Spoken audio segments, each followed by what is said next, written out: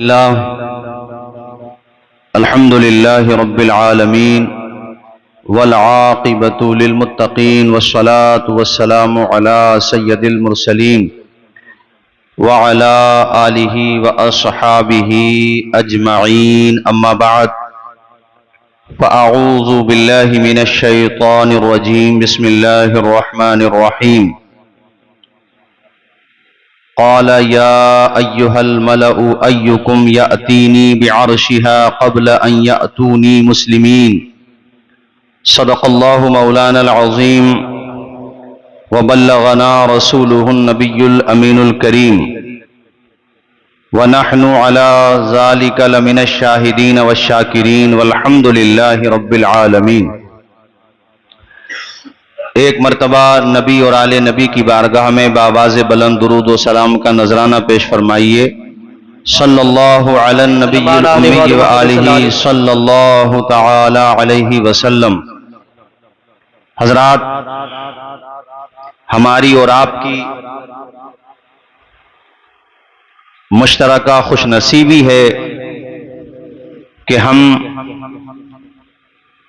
ایک ولی کامل، صوفی باصفا، طوطی ہند حضرت امیر خسرو کی بارگاہ میں خراج عقیدت کے گلہائے محبت پیش کرنے کے لیے حاضر ہیں۔ بے شک بے شک یہ وہ عظیم ہستی ہیں جن کو صرف آپ کے بھارت میں نہیں پہچانا جاتا، بر صغیر ہی نہیں بلکہ پوری دنیا محبت میں ان کا نام اسی حیثیت سے پہچانا جاتا ہے جس حیثیت سے حضرت رومی نسبت رکھتے ہیں شمس تبریز سے، اسی اعتبار سے حضرت امیر خسرو نسبت رکھتے ہیں محبوب الہی سے۔ بے شک بے شک۔ اور انہوں نے ہمارے بھارت میں ہندی فارسی کا جو امتزاج، دونوں زبانوں میں جو لگاؤ اور ایک دوسرے کے حوالے سے دونوں زبانوں کی خدمات اور دونوں زبانوں کے اندر محبت کی داستان کو، تصوف کو اس پیارے انداز میں پیش کیا کہ ایک زمانہ گزر گیا مگر آج بھی امیر خسرو کا نام آئے تو خیال و فکر کی راہیں منور ہو جاتی ہیں۔ بے شک بے شک۔ ملک کے کئی پریسیڈنٹ، ہمارے بھارت کے کئی وزرائے اعظم اپنے اپنے وقت میں ان کی حیات و خدمات پر اپنے اپنے انداز میں روشنی ڈال چکے ہیں۔ موجودہ وزیر اعظم سے ہمارے اختلافات ہیں، لیکن انہوں نے بھی حضرت امیر خسرو کے حوالے سے بہت خوبصورت انداز میں اپنا عندیہ رکھا۔ میں نے بھی سنا، بہت اچھے انداز میں انہوں نے بیان کیا تھا۔ آج جو مجھے بیان کرنا ہے وہ خاص طور پہ یہ ہے کہ سوشل میڈیا کا دور ہے، ہر آدمی جس کے پاس کچھ کام نہیں ہے وہ بزرگان دین کی توہین کرتا ہے، سوشل میڈیا پہ کرامات کا مذاق اڑاتا ہے، بزرگوں کی توہین کرتا ہے، اور ہم لوگوں کے بارے میں، صوفیاء کرام کے بارے میں یہ تاثر دینے کی کوشش کی جاتی ہے کہ ان لوگوں کے پاس صرف کہانی شریف ہے، مطلب مذاق اڑایا جاتا ہے۔ کوئی کرامت آپ سنائیں گے محبوب الہی کی، حضرت خواجہ قطب الدین بختیار کاکی کی، حضرت غریب نواز کی، بزرگان دین کی، تو وہ مذاق اڑائیں گے کہ یہ کیسے ہو سکتا ہے، یہ کیسے ہو سکتا ہے، اور وہ ہم لوگوں کے بارے میں یہ بات کہتے ہیں کہ ان کے پاس صرف کہانیاں ہیں، قصے ہیں، اور خرق عادت کے خلاف کوئی بات ہو اس کا ثبوت کوئی مضبوط نہیں ملتا ہے۔ تو میں آپ کے سامنے کوئی کہانی شریف نہیں سناؤں گا بلکہ قرآن شریف سناؤں گا۔ سبحان اللہ سبحان اللہ۔ اور قرآن شریف سے یہ بتاؤں گا کہ پچھلی امتوں کے اولیاء کرام کے تصرف اور طاقت کا عالم کیا تھا۔ تو جب پہلے کے امتیوں میں جو اولیاء کرام ہوتے تھے ان کی روحانی طاقت، تصرف اور اختیار کا عالم یہ تھا، تو جو نبیوں کے نبی ہیں، رسولوں کے رسول ہیں، امام الانبیاء ہیں، معراج کے دولہ ہیں، ان کی امت میں اللہ والوں کی شان کا عالم کیا ہوگا۔ 19واں پارہ سورہ نمل آیت نمبر 38، 39 اور 40۔ ساری تفصیل بیان کرنے کی ضرورت نہیں ہے، بس مختصر انداز میں آپ کے سامنے یہ بات رکھوں گا، اور یہاں پر چینل والے بھی ہیں، ان کے ذریعے بھی یہ بات پہنچے، چونکہ آج کل جیسے وہ مرزا کر کے ہے کوئی اپنے پڑوسی ملک کا، وہ خبیث بہت بدتمیزی کرتا ہے بزرگوں کے بارے میں، خاص طور پہ حضرت خواجہ غریب نواز کے حوالے سے، حضرت غوث پاک کے حوالے سے۔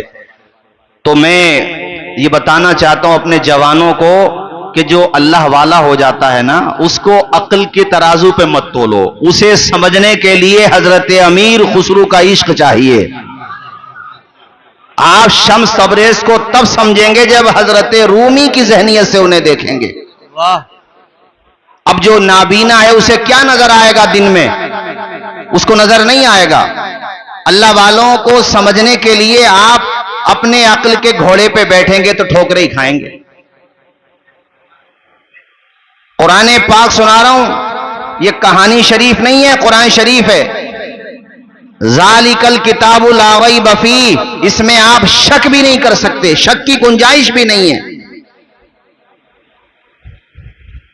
یہ حضرت بلقیس کا واقعہ ہے، وہ آ رہی تھی حضرت سلیمان کے پاس اپنے لاؤ لشکر کے ساتھ، 3 میل کے فاصلے پر رہ گئی تھی، صرف 3 میل کے فاصلے پر، اور کئی سو میل کا فاصلہ ہے جہاں پہ ان کا دربار تھا، جہاں سے وہ آئی تھیں، جہاں پہ ان کا تخت تھا، اس پہ سونو چاندی جڑے ہوئے تھے، ہیرے جواہرات، کئی سو میل کے فاصلے پر وہاں سے وہ آنا تھا۔ یہ آ رہی تھی لاؤ لشکر کے ساتھ، اپنے تخت و تاج کو لوک کر کے بند کر کے، وہاں پہ باڈی گارڈز بھی لگے ہوئے تھے، سیکیورٹی والے بھی لگے ہوئے تھے۔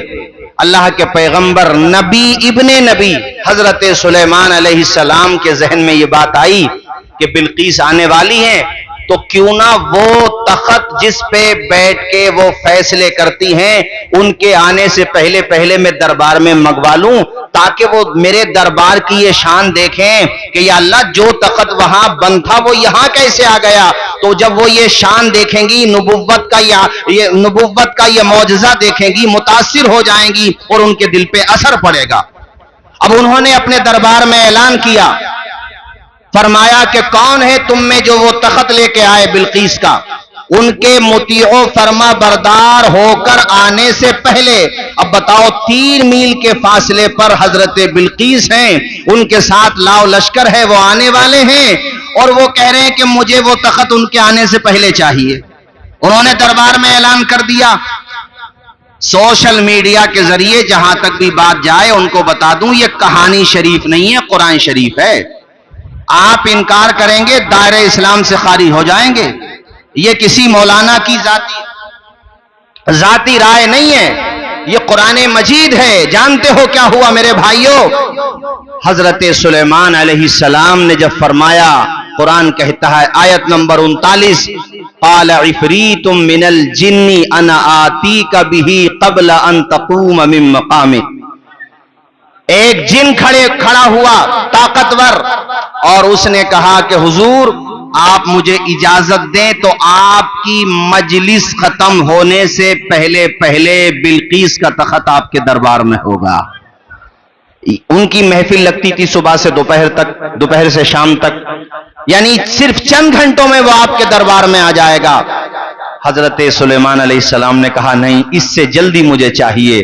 اب سنو میرے ساتھیو، آیت نمبر 40 سورہ نمل 19واں پارہ، قال الذی عندہ علم من الکتاب، ہم آج جہاں بیٹھے ہیں نا، یہ وہی ہستیاں ہیں جن کے پاس کتاب کا علم ہے۔ سبحان اللہ سبحان اللہ۔ ان کی بارگاہوں سے فیض لینے کے لیے ہم یہاں بیٹھے ہیں۔ ارے یہ نگاہ کرم فرما دیں خدا کی قسم تو آپ ماہی بے آپ کی طرح تڑپنے لگیں۔ یہ اگر نگاہ محبت ڈال دیں، علامہ شاہ عبد الحق محدث دہلوی نے لکھا ہے کہ دہلی کی سرزمین پر بارش نہیں ہو رہی تھی، اخبار الاخیار کے اندر ہے، आए लोग महबूब इलाही की बारगाह में, आपने अपनी माँ के दुपट्टे के चंद टुकड़े अपने हाथ पे रखे और आसमान की तरफ हाथों को बुलंद किया तो इतना पानी बरसा कि दिल्ली वाले पहले पानी न पड़ने की वजह से परेशान थे, अब पानी बरसने की वजह से परेशानी हो गई। इतना पानी बरसा, इतना पानी बरसा, यहां तक कि वो सारे लोग आए, कहा महबूब इलाही जब तक आप खुदा की बारगाह में दोबारा दुआ नहीं करोगे पानी नहीं रुकेगा। जमाने वालों याद रखना, निगाहे वली में ये तासीर देखी, बदलती हजारों की तकदीर। नारे तकबीर, नारे रिसालत, उर्से मुक़द्दस, साहिबे सज्जादा। हजरत ख्वाजा फरीदुद्दीन गंज शकर से जो आप लेकर के आए हैं ना, पाक पतन शरीफ से फैज, आज भी दिल्ली का अगर कोई शहंशाह है लाइव ऑल टाइम अगर कोई शहंशाह है तो उसका नाम महबूब इलाही है। जोर से बोलो भाइयों सुभान अल्लाह। और हमारे भारत के किसी भी कम्युनिटी से जुड़े हुए लोग हों, सब मोहब्बत करते महबूब इलाही से, सब प्यार करते महबूब इलाही से। तो मैं वो बता रहा था, दरबार में कहा हजरत सुलेमान ने कि मुझे इससे पहले चाहिए, उन्होंने कहा था महफिल खत्म होने से पहले पहले लेकर के आऊंगा, आपने फरमाया नहीं मुझे इससे पहले। क़ाल अल्लज़ी इंदहु इल्मुम मिनल किताब, अब वो फरमाने लगे, उन्होंने अर्ज किया हजरत सुलेमान से जिनके पास किताब का इल्म था, उन्होंने कहा हुजूर आपको महफिल खत्म होने से पहले पहले बिल्कीस का तख्त चाहिए ना, जो कितनी मसाफत पर था, कितनी दूरी पर था। पता उन्होंने क्या फरमाया? उनका नाम था हजरत आसिफ बिन बरखिया, वो उनके सहाबी थे, वो वली थे, नबी न थे, मगर पावर देखो, तसर्रुफ देखो, रूहानी ताकत देखो, और ये नस्से कतई है, कुरान पाक है। मेरे भाइयों ख्यालो फिक्र की राहों में उतार लो, मजबूत करो अपने अज़हान को, अपने नजरियात को। ये कुरान से मैं आपको बता रहा हूं, ये वो रास्ता है जो हमें बुजुर्गों ने दिया है, ये वो रास्ता है जो हजरत महबूब इलाही ने दिया है। जहन में बिठा लो, उन्होंने कहा हुजूर पलक आपकी बाद में छपकी जाएंगी, दरबार में तख्त पहले आ जाएगा। सुभान अल्लाह, सुभान अल्लाह, वाह वाह वाह वाह, क्या बात है। क़ाल अल्लज़ी इंदहु इल्मुम मिनल किताब अना आतीका बिही क़ब्ल अन यरतद्दा इलैका तरफुक। कुरान शरीफ है ये। कहा पलक झपकने से पहले, वो जो बैठे उधर कुर्सियों पे उनको मैं बोलूं जरा यहां कुर्सी लेकर के आओ, पलक झपकने से पहले वो सामने बैठे हुए यहां तक कुर्सी नहीं ला पाएंगे। और यहां कितनी मसाफत पर, ये अकल में आने वाली बात है, जोर से बोलो, ये समझ में आने वाली बात है। नहीं आती समझ में, हम वहां से बोले कि यहां कुर्सी लाओ, पलक झपकने से पहले वो कुर्सी नहीं ला सकते, मगर जिसे अल्लाह ताला चुन लेता है, जिस पर अपना खास करम नाजिल फरमा देता है, जिसे वली बना देता है, जिनकी शान ये होती है, अला इन्ना औलिया अल्लाहि ला खौफुन अलैहिम वला हुम यहज़नून। ऐ लोगों जो अल्लाह वाले हो जाते हैं, उनका आलम ये होता है कि हजरत सुलेमान के सहाबी वो वली है, नबी नहीं है, मगर रूहानी ताकत का आलम ये है कि कह रहे हैं कि पलक झपक से पहले आपके दरबार में तख्ते बिल्कीस आ जाएगा। और सिर्फ दावा न किया, फलम्मा राहु मुस्तकिरन, जब देखा तो तख्त वहीं दरबार में मौजूद था, करके भी दिखाया, तख्त वहीं दरबार में मौजूद था।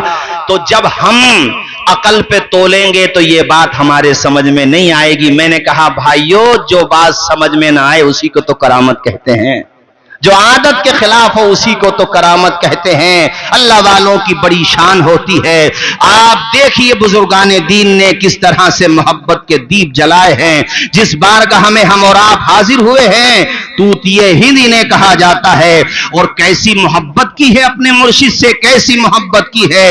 एक सफर पर थे, वो वाकया बड़ा मशहूर है, मगर चूंकि उन्हीं की बारगाह में हम खिराज अकीदत पेश करने के लिए हाजिर हैं यहाँ, और अल्लाह ताला उनके फैजान करम से हम सब को माला माल फरमाए। जोर से बोलिए आमीन। उनकी निगाह मोहब्बत हमें और आपको अता फरमाए।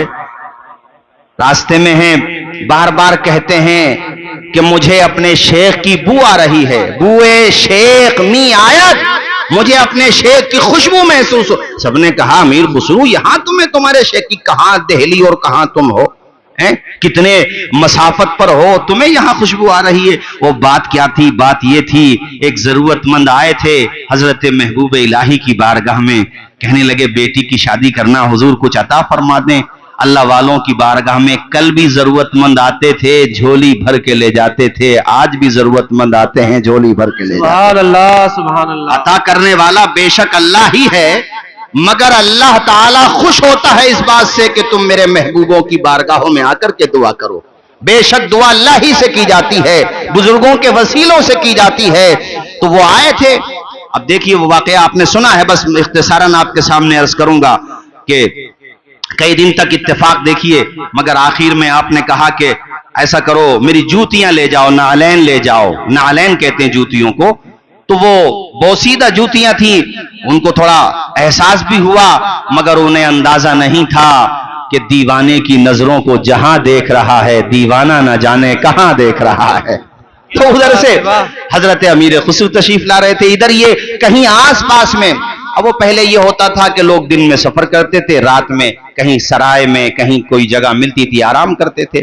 تو وہ قریب میں کوئی جگہ تھی, وہاں پہ وہ آرام کر رہے تھے, جن کو آپ نے بطور تحفہ, بطور ان کی ضرورت پورا کرنے کو وہ جوتیاں نعلین دیے تھے اپنے. اب وہ وہاں پر امیر خسرو تڑپ رہے ہیں ماہی بے آب کی طرح. سب نے کہا کہ بھئی تمہیں یہاں کیسے خوشبو آ رہی ہے؟ تو آپ اسی سمت چلے جس سمت سے ہوا خوشبو لے کر کے آ رہی تھی, اور پہنچ گئے اسی جگہ پہ جہاں پہ وہ آرام کر رہے تھے, جو اپنی بیٹی کی ضرورت کے حساب سے, چونکہ شادی ہونا تھی اس لیے وہ آپ نے تحفے میں وہی لے کے آ گئے. وہاں پر امیر خسرو پہنچے, سب کو جگایا, کئی لوگ تھے وہاں, اور آپ نے کہا کہ مجھے معاف کرنا, یہاں سے مجھے خوشبو آ رہی ہے, تم کیا لے کر کے آؤ, تمہارے پاس کوئی ایسی چیز ہے؟ تو انہوں نے پوری بات بتائی, اور بطور طنز انہوں نے بطور استہزاء یہ کہا کہ ہم گئے تھے وہاں پر, انہیں دلی کا شہنشاہ کہا جاتا ہے, ہم نے بڑا نام سنا تھا, لیکن ہمیں تو صرف یہی ملا ہے. حضرت امیر خسرو نے کہا ارے یہ تو میرے شیخ کی نعلین ہے, اور مجھے جو خوشبو آ رہی تھی انہی نعلین کی آ رہی تھی. سبحان اللہ, زور سے بولو یار سبحان اللہ. اس شاخ بنو, محبت کرنے والے بنو, راہ حق کے مسافر بنو, وفا کا دیپ جلانے والے بنو. اور اس وقت آپ کے پاس اتنا سرمایہ تھا کہ سونا چاندی کے سکے بطور تحفہ آپ کو پیش کیے گئے تھے. آپ نے کہا اس سے جس کے پاس نعلین تھے, بیٹیوں کی شادی کرنا ہے اور میرے شیخ نے آپ کو نعلین دی ہیں, اب مجھے بتاؤ اس کی کیا قیمت لوگے؟ تو وہ کہنے لگا یار میرا دل پہلے ہی سے ٹوٹا ہوا ہے, وہیں پر میرے ساتھ جو ہونا تو وہ ہو گیا, اوپر سے آپ بھی میرا مذاق اڑا رہے ہو, میں پریشان آدمی, وہاں پہ صرف یہ ملا ہے, اوپر سے آپ انہیں خریدنے کی بات کر رہے ہو, کون خریدے گا انہیں؟ آپ نے فرمایا ان نعلین کی اہمیت تم نہیں جانتے ہو, قیمت بولو جو چاہو گے تمہیں دیا جائے گا. حضرات لکھا ہوا ہے آپ کے حالات زندگی میں کہ جتنا بھی آپ کے پاس تحفہ تھا سب کا سب آپ نے اسی ضرورت مند کو دے دیا, اور کہا ارے تو جان بھی لے لیتا تو امیر خسرو اپنے پیر کے نعلین کے لیے جان کا تحفہ پیش کر دیتا. سبحان اللہ سبحان اللہ. نعرہ تکبیر, نعرہ رسالت, عرس مقدس. تو جان بھی مانگتا تو اپنے مرشد کے لیے. یار محبت ایسے ہی تو ہونا چاہیے. اچھا یہاں ایک بات اور پتہ چلی, اللہ والوں کی بارگاہوں میں ان کے پاس پہلے ہی سے ضرورت مند لوگ آتے تھے, وہ ان کی مدد کرتے تھے, وہ ان کے کام آتے تھے. خدمت خلق کو وہ اپنی زندگی کا مقصد سمجھتے تھے. تو اس سے ہمیں آپ کو بھی سیکھ لینا چاہیے. جن لوگوں کو اللہ پاک نے دولت سے نوازا ہے یا ان کا اثر ہے, سماج میں ان کی گرفت ہے, لوگ ان کی بات مانتے ہیں, تو انہیں حضرت محبوب الہی کے راستے پہ چلتے ہوئے یتیم بچوں کی کلائی پکڑ کر اسکول میں بغیر فیس کے ایڈمیشن کرانا چاہیے, یا اگر وہاں پہ فیس جاتی ہے تو ایک امیر اگر 10 بچوں کو گود لے لے اور ان بچوں سے کہے بیٹے ذہن تمہارا کام کرے گا, فیس ہماری کام کرے گی, آپ پڑھیے آگے بڑھیے تو محبوب الہی کی بارگاہ میں سچا خراج عقیدت یہی ہوگا. غلط تو نہیں بولا؟ زور سے بولو. کوئی بچہ بہت زیادہ جینیس ہے، انٹیلیجنٹ ہے، لیکن فیملی کی حالت مالی اعتبار سے نہیں ہے درست، نہیں ہے پیسہ اس کے پاس، تو ہم محبوب الہی سے سیکھ لیں اور ہم یہ سوچیں کہ اللہ نے ہمیں دولت دی ہے اور اس غریب کے بیٹے کو ذہن دیا ہے، ہماری دولت کی سپورٹ اس غریب بیٹے کے ساتھ لگ جائے تو ہو سکتا ہے یہ بچہ آگے چل کے IAS بن جائے، IPS بن جائے، یا مدرسے میں پڑھتا ہے تو مفتی بن جائے، عالم دین بن جائے، بہترین فقیہ بن جائے. تو بزرگان دین اس بات سے بہت خوش ہوتے ہیں. جیسے میں نے پڑھا، ہمارے وہاں پہ مدارس میں ایک کتاب پڑھائی جاتی ہے، بہت بلند کتاب ہے، اور اس کو ہم لوگ محدثین کے حالات جاننے کے لیے پڑھتے ہیں. سیر و اعلام النبلاء نام ہے اس کتاب کا، علامہ شمس الدین ذہبی کی کتاب ہے، بہت بلند کتاب ہے. اس میں حضرت امام زین العابدین علی جدہ و علیہ السلام کے بارے میں ایک واقعہ، خدا کی قسم آنکھوں سے آنسو نکل آتے ہیں. اللہ والوں کی شان. آپ کا جب وصال ہوا، انتقال ہوا، حضرت امام زین العابدین جو امام حسین سید الشہداء کے شہزادے ہیں، تو جب وصال ہوا اور آپ کو غسال نے غسل دیا تو آپ کی پشت شریف پر، آپ کی پیٹھ پر وزن اٹھانے کے نشانات تھے، وزن اٹھانے کے. اب اس نے جو غسال تھا نا، اس نے یہ بات باہر مدینہ شریف میں کئی جگہوں پہ کہہ دی. اب وہ بات سب جگہ وائرل ہو گئی، پھیل گئی، سب کی زبانوں پہ آ گئی. سب لوگ بار بار یہ کہتے تھے، یار امام پاک کو کبھی اتنا وزن اٹھاتے ہوئے تو نہیں دیکھا گیا جو ان کی پیٹھ پہ نشانات پڑ گئے. اب الگ الگ طرح کی باتیں، سو منہ سو باتیں. آخر وجہ کیا ہے کہ شیر خدا اسد اللہ الغالب علی ابن ابی طالب کے شہزادے سید الشہداء کے پوتے سید الشہداء امام حسین کے بیٹے امام زین العابدین کی پشت اطہار پہ یہ نشانات کس چیز کے ہیں؟ جب بات زیادہ پھیلی تو آپ کے خادم خاص تھے، انہوں نے جمع کیا سب کو، کہا مدینے والو، حضرت نے مجھ سے منع کیا تھا، مخدوم نے مجھ سے منع کیا تھا، مگر آپ پتہ نہیں طرح طرح کی باتیں کرنے لگے ہو، اس لیے آج مجھے اس راز سے پردہ اٹھانا ہے، اس لیے آج مجھے یہ بات بتانا پڑ رہی ہے. سب نے کہا حضور بتائیں. فرمایا مدینے والو، جب آپ لوگ اپنی اپنی خانقاہوں، اپنی اپنی خوابگاہوں میں جا کے محو آرام ہو جاتے تھے، سو جاتے تھے، جب نظام عالم کا تلاطم خاموش ہو جاتا تھا، فضا کے بندریچے سکوت شب کا پیغام دینے لگتے تھے، تو ہمارے مخدوم ابن مخدوم حضرت سید الشہداء کے شہزادے زین العابدین اپنی پشت پر راشن کٹ کہہ لو آج کی بھاشا میں، راشن کے الگ الگ پیکٹ بناتے جس میں جو کا آٹا اور الگ الگ چیزیں ہوتی تھیں، اور وہ اپنی پیٹھ پر اٹھا کر ان لوگوں کے مکانات پہ رکھ کے آ جاتے تھے جن کے گھروں میں غربت کی وجہ سے چولہا نہیں جلتا ہوتا تھا. اللہ اکبر اللہ. اور دوسری مرتبہ پھر لکڑیوں کا گٹھر لے کے جاتے تھے، اور فرمایا کہ مدینہ شریف میں، صرف مدینہ شریف میں 100 پریوار ایسے تھے جن کے گھر کا چولہا اگر جل رہا تھا تو فاطمہ کے پوتے امام زین العابدین کی امداد سے جل رہا تھا، سبحان اللہ، ان کی مدد سے جل رہا تھا. دنیا سو رہی ہوتی تھی مگر سید الشہداء کا بیٹا غریبوں کی مدد خود کر رہا ہوتا تھا. ان کے مکانات کی چوکھٹ پر وہ صبح کو جب لوگ بیدار ہوتے، ارے عورتیں جو بیوہ ہوتی وہ دامن پھیلا کر کے دعائیں دے رہی ہوتی تھی، جو بچے یتیم ہو جاتے تھے وہ اپنے ہاتھوں کو اٹھا کر کے دعائیں دے رہے ہوتے تھے، یا اللہ یہ کون تیرا نیک بندہ ہے جو مدد بھی کر دیتا ہے اور پتہ بھی نہیں ہونے دیتا ہے، یا اللہ یہ تیرا کون محبوب بندہ ہے. وہ تو آج رات سے پردہ اٹھا جب ان کے خادم خاص نے بتایا، او بیواؤں، او یتیموں، او ضرورت مندوں، تمہاری چوکھٹوں تک وہ جو راشن آ رہا تھا، وہ جو ضرورت کا سامان آ رہا تھا، وہ کوئی اور نہیں پہنچا رہا تھا، وہ ہستی پہنچا رہی تھی جس ہستی کا نام حضرت امام زین العابدین ہے. اور کیوں نہ ہو، یہ اس کے نواسے ہیں جن کی شان یہ ہے، میرے کریم سے اگر قطرہ کسی نے مانگا دریا بہا دیے ہیں. دربے با نعرہ تکبیر، नारे रिसालत कुर्सी मुकद्दस 100 परिवारों का खर्चा, 100 परिवारों का खर्चा।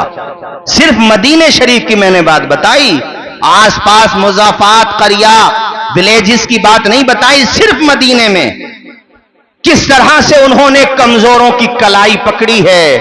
तो मैंने ये बात, चूंकि महबूब इलाही की बारगाह में हाजिर हैं, उनके मुरीद खास, मुरीद और खलीफा होना भी बड़ी बात है, मगर महबूब होना बहुत बड़ी बात है। बेशक बेशक। कैसा इश्क फरमाया है, अल्लाह अकबर। ये बात मुकम्मल करूंगा, अभी इस पे आऊंगा मैं खिदमत खल्क के हवाले से, मगर एक बात मुझे और याद आ गई इसी दरमियान, और ऐसा महसूस हो रहा कि माशाअल्लाह फैजान करम बरस हो रहा है माशाअल्लाह। जहन में ताजा बातें आ रही हैं और आप भी मुस्कुरा रहे हैं, और इधर हमारा भी काम हो रहा है और उनकी निगाहे करम हो रही है, चूंकि हम भी तो झोली खाली लेके आए हैं। इंशाअल्लाह हमारी झोली भी भरेगी और आपकी झोली भी, जोर से बोलिए, आपकी झोली भी। कैसा इश्क फरमाया, अल्लाह अकबर। विसाल हुआ तो अमीर खुसरू यहां नहीं थे, दूर थे, अलग अलग बातें मिलती हैं, बहरहाल कई फासले पर थे, तशरीफ लाए और अल्लाह अकबर क्या फरमाते थे महबूब इलाही कि एक कब्र में अगर 2, ये जुमले पे तो यार मजमे से नारा लगना चाहिए। अब जो मैं बोलने वाला हूं, अब जो मैं बोल रहा हूं, 2 बातें बोलूंगा और दोनों बातें बहुत अहम है। एक जगह फरमाया कि अगर कयामत के दिन मुझसे मेरा रब फरमाएगा महबूब इलाही क्या लेकर के आए हो, कहा अमीर खुसरू को पेश कर दूंगा। और एक बात और सुनो, मजमे में से नारा लगाना हजरत की मोहब्बत में। फरमाया कि एक कब्र में अगर 2 बंदों को दफन करने की इजाजत होती, एक कब्र में अगर 2 बंदों को दफन करने की इजाजत होती तो निजामुद्दीन के पहलू में अमीर खुसरू को दफन किया जाता। वाह वाह वाह वाह।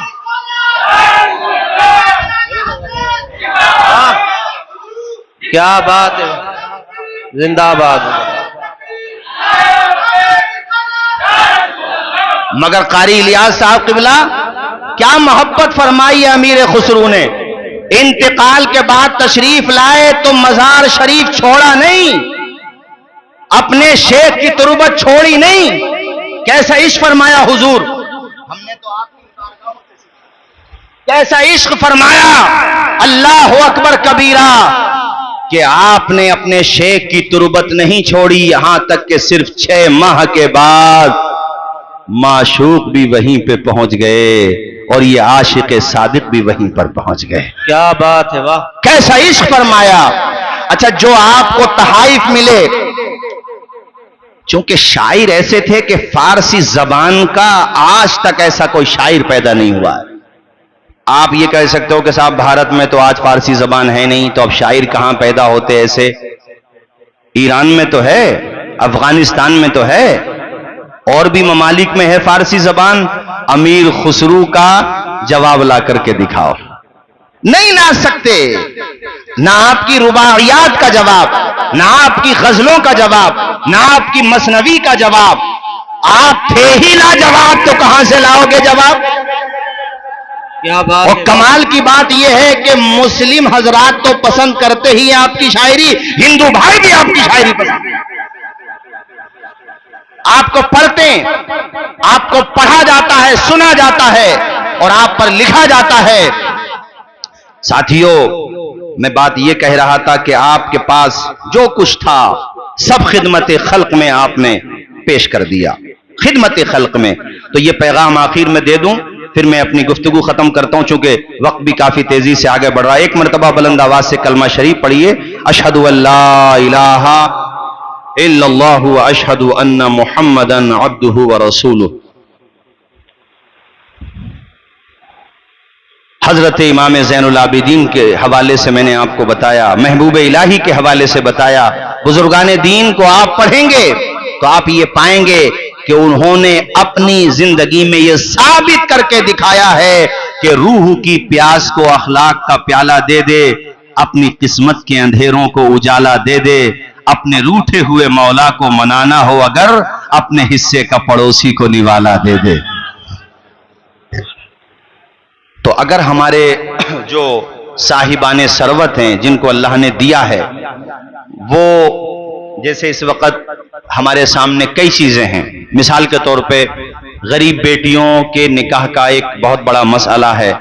تو اگر امیر لوگ جن کا اثر ہے سماج میں وہ لوگ اجتماعی شادیاں کرنے لگیں اور غریب بیٹیوں کو عزت کے ساتھ ودا دیں, ان کو سمان دیں, صرف نمائش نہ کریں بلکہ ان کا دل رکھیں کہ محبوب الہی کے راستے پہ چل کے دکھائیں. اسی طرح جو بچے بڑے اچھے ہوتے ہیں پڑھنے میں لیکن وہ انٹر کے بعد اس لیے آگے نہیں بڑھ پاتے کہ گھر کا خرچ دیکھیں یا ایجوکیشن کا خرچ دیکھیں, تو ان کی انگلی پکڑ لیں اور ان سے اگر پوچھا جائے کہ بھئی تمہارا ان سے کیا رشتہ ہے جو تم یہ کام کر رہے ہو, تو وہ جواب دیں کہ یہ کام ہم نے محبوب الہی کی بارگاہ سے سیکھا ہے, یہ کام ہم نے امیر خسرو کی بارگاہ سے سیکھا ہے. جیسے میں نے کبھی پڑھا تھا ریسنٹلی, ہمارے مراد آباد کے پاس ایک جگہ ہے جٹ پورا, وہاں ایک معین علی کر کے ہیں, وہ ڈی ایم بن گئے, اب آئی ایس ہوئے. وہ کہتے ہیں کہ فیملی کی مالی حالت کوئی بہت زیادہ اچھی نہیں تھی, تو لیکن میرا ذوق تھا کہ بھئی میں آئی ایس بنوں, پڑھوں. تو U P S C exam نکالنے کے لیے کوچنگ سینٹر اور پھر وہاں کا خرچہ سارے اخراجات میں کیسے پورے کرتا. تو کہتے ہیں کہ ویلفیئر سوسائٹی نے مجھے گود لے لیا. گود لینے کا مطلب یہ کہ انہوں نے ہماری ہیلپ کی مالی اعتبار سے, پیسہ ان کا لگتا رہا, دماغ میرا لگتا رہا, اور اس کا نتیجہ یہ نکلا کہ آج الحمدللہ میں کامیاب ہو گیا ہوں. اے میرے عزیز ساتھیو, آپ اپنی اپنی جگہ بیٹھ جائیے. حضرت یہیں پہ تشریف لا رہے ہیں, اب اپنی اپنی جگہ پہ بیٹھ جائیے. آپ جہاں وہیں پہ بیٹھو, حضرت یہیں پہ تشریف لا رہے ہیں. تو اٹھایا ہے, گھر گھر تک پہنچایا ہے کہ حوصلے اس طرح آزمایا کرو, مشکلیں دیکھ کر مسکرایا کرو, بھلے دو نوالے کم کھایا کرو, اپنے بچوں کو لیکن پڑھایا کرو.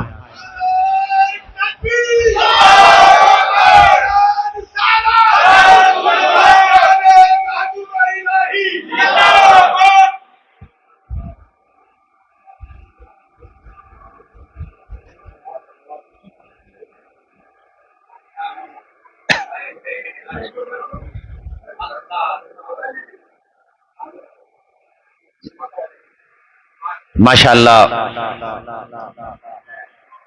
ہمارے کرم فرما عزت مآب عالی جناب حضرت سید امین القادری صاحب قبلہ جو مالیگاؤں کی سرزمین سے تشریف لائے ہیں, اور ان کا آنا میرے جانے کی نشانی ہے, اور بلکہ میں نے کافی وقت بھی لے لیا, اور اب میں نہیں چاہتا کہ میں آپ کے اور ان کے بیچ میں زیادہ دیر حائل رہوں. بس یہ آخری پیغام جو میں دے رہا تھا اس کے حوالے سے چند باتیں آپ کے سامنے رکھ کر کے میں فوراً آپ سے رخصت ہوتا ہوں. تمامی حضرات بلند آواز سے کہیے سبحان اللہ, زور سے بولیے. حوصلے اس طرح آزمایا کرو, مشکلیں دیکھ کر